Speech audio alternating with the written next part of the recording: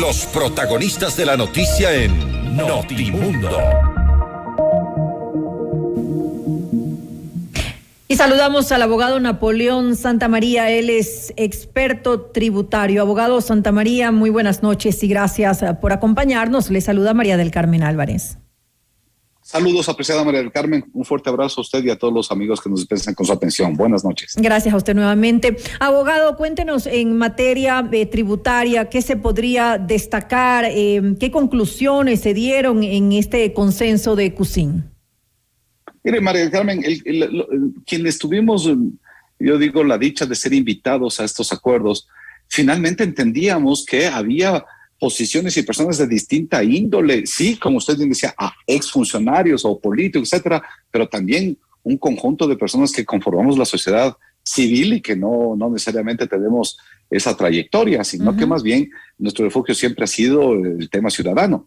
Y efectivamente lo que se buscaba es, con exministros de Colombia, de Chile, de México, buscar estos lineamientos generales, María del Carmen. No importa si el gobierno que está en el Ecuador es de izquierda, de derecha, de centro, etcétera, ni el que venga a futuro, sino un conjunto de reglas que le permitan mantener salud a la economía ecuatoriana, salud al régimen fiscal y sobre todo al régimen tributario. ¿Para qué? Para que nos permita tener esa estabilidad que el Ecuador no ha llegado a tener ya varias décadas, y de tal manera que se pueda orientar, planificar, estructurar un panorama de desarrollo nacional.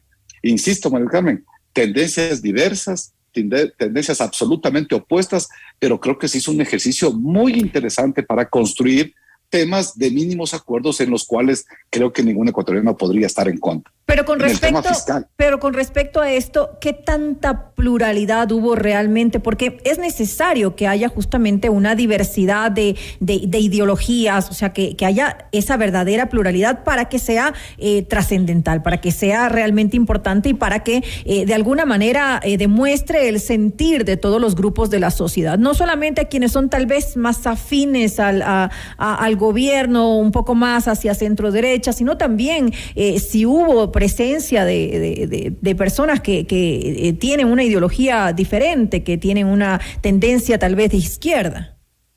María del Carmen, efectivamente, ahí estuvieron representados líderes o lideresas indígenas, gente de izquierda absolutamente, asambleístas de izquierda, asambleístas de derecha, obviamente, claro, expresidentes, etcétera, y personas que como lo insisto, la mayoría de personas, ciudadanos que nos representamos a nosotros mismos, pero que hemos venido trabajando y seguiremos trabajando en aras de tener un país estable, organizado y potente finalmente para todos los ecuatorianos. Mire, conclusiones que se llevaron interesantes. Fue largo y difícil, era muy complicado consensuar, pero en el tema fiscal, en el tema tributario, llegamos a un acuerdo donde vemos que la presión fiscal, es decir, la capacidad de pago de impuestos de los ecuatorianos respecto de América Latina, no de Europa, no de Estados Unidos, sino de América Latina, todavía estamos por bajo la media de América Latina y por lo tanto encontramos que sí puede haber una oportunidad para que se pueda contribuir con mayor recaudo nacional en favor del país, pero que esto no afecte las actividades económicas, el emprendimiento, etcétera, y por lo tanto se delinearon ya mecanismos interesantes de desarrollo ahí. Segundo, el tema de que el Ecuador no puede quedarse como un país aislado sin tener una tributación que efectivamente descarbonice la economía. Es decir, impuestos verdes, impuestos que nos pueden hacer y que nos deben hacer una sociedad, un país más vivible, sostenible, sustentable a futuro. El Ecuador, junto a Paraguay, son los únicos dos países de América Latina que no han trabajado esto. Y para eso recibimos los comentarios, por ejemplo, de la legislación chilena, interesantísimos. Y aun cuando muchos al inicio estuvieron en contra, creo que al final llegamos a estos mínimos consensos de régimen fiscal. Lo mismo sucedió con Seguridad Social. Ahora, con relación a esto que hablamos hace un momento, impuestos conectados, digamos, al cuidado ambiental, que tanto se lo está manejando ya a nivel mundial, hablamos de buscar tal vez castigos o incentivos. Definitivamente tenemos que buscar la oportunidad. ¿La oportunidad de qué? De no ser desplazados por mercados internacionales que ya nos están presionando para que nuestras actividades productivas no estén dejando una huella de carbono en nuestra biosfera. y por lo tanto, si es que no avanzamos en este tema, muy probablemente nuestros compradores europeos o americanos nos sancionarán, entre comillas, es decir, pondrán restricciones, aranceles, para aranceles respecto de productos que no tengan esta connotación de tener un cuidado medioambiental, un proceso sustentable y sostenible hacia futuro. Por lo tanto, más que sanción es una convergencia de estas nuevas ideas, que no solo son de nosotros, sino que sobre todo tienen estos intereses que son muy plausibles y desde luego muy valorables de los millennials, de los centennials, jóvenes que quieren no conceptos de acumulación de riqueza, sino este desarrollo económico y humano más sostenido y sustentable en el tiempo.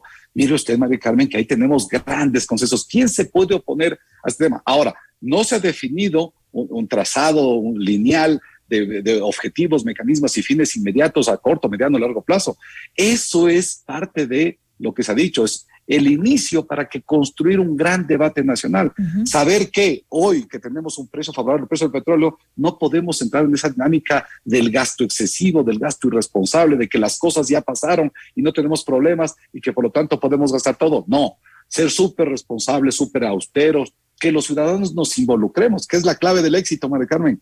Llegamos a una conclusión: si los ciudadanos no estamos informados, si los ciudadanos no podemos comprender la cosa pública, no la vamos a defender nunca. Y por lo tanto es menester tener ciudadanos bien informados, bien conectados con la cosa pública. Solo con ciudadanía responsable y metida en la cosa pública, los órganos de gobierno o los administradores de turno tendrán una mayor responsabilidad y respeto por el fondo público. Concluimos una cosa: no hay todos los recursos para atender las miles de necesidades del Ecuador, pero sí hay los suficientes para que con manos honestas y con técnica podamos hacer alcanzar los mínimos necesarios para los ecuatorianos, sobre todo para las clases menos poseídas económicamente hablando en el Ecuador. Ahora, ¿podrían ser acogidas estas conclusiones a las que se llegaron en esta reunión por el Ejecutivo? Sabemos que estuvo pues ahí el ministro de Finanzas, pero no estuvo por mucho tiempo. Sí, el ministro participó lastimosamente con los acontecimientos de los subsidios a los combustibles, que por ejemplo fue un álgido debate respecto al tema. Entiendo que se retiró y finalmente los últimos días ya no participó, pero mire, justo abordamos el tema de los combustibles, para ser clarísimo. Se determinó con cifras exactas que el subsidio de los combustibles a quien más beneficia es a las clases más pudientes económicamente hablando de la sociedad, pero que eliminarlo lacera, lastima a los más pobres. ¿Por qué? Porque si bien no consumen mucho esto, su capacidad de ingresos o su porcentaje de ingresos que destinan a atender a este consumo del hidrocarburo es porcentualmente mayor que una persona de mayor recursos económicos. Entonces, mal orientado, ineficiente, y quitarlo significa un mayor golpe a las clases más poseídas. Solución: buscar mecanismos alternativos para compensar a esta población más desprotegida. ¿Y cuáles fueron esos? Pensar en salud pública, clave sustancial para mejorar nuestro sistema de salud pública, no solo el del ministerio, sino también el de la seguridad social. Clave, abonar en el tema de mayor y mejores plazas de educación, tanto en el sector primario, secundario y universitario. ¿Precisamente para qué? Para las personas más pobres. Es decir, si bien es difícil llegar a consensos que se plasman en un papel para ejecución inmediata, Mari Carmen, hay caminos para sacar el país adelante.